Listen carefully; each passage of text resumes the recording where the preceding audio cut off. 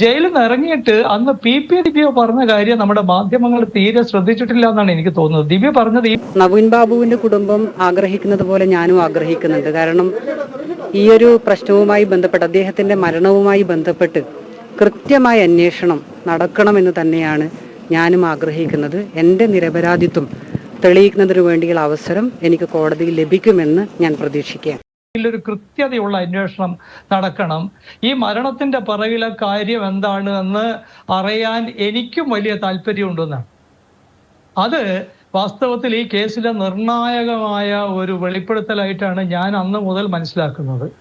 P ദിവ്യക്ക് ഈ മരണത്തിന്റെ പിറകിലെ സത്യം അറിയാൻ ഒരു ആഗ്രഹമുണ്ടെന്ന് അവർ പരസ്യമായിട്ട് ഈ പറയുന്ന ജയിലിൽ നിന്ന് ഇറങ്ങി വന്നിട്ട് നേരെ ജാമ്യത്തിൽ ഇറങ്ങി വന്നിട്ട് നേരെ കേരളത്തിലെ മാധ്യമങ്ങളോട് പറഞ്ഞതാണ്. ഇപ്പോ അത് കഴിഞ്ഞിട്ട് ആഴ്ചകൾ കുറേയായി. ഇപ്പോഴും നമ്മൾ പരിശോധിച്ച് നോക്കിയാൽ കാണാൻ കഴിയുന്ന ഒരു പ്രധാനപ്പെട്ട പ്രശ്നം എന്ന് പറയുന്നത് പി ദിവ്യയെ ഭയപ്പെടുന്നുണ്ട് CPM.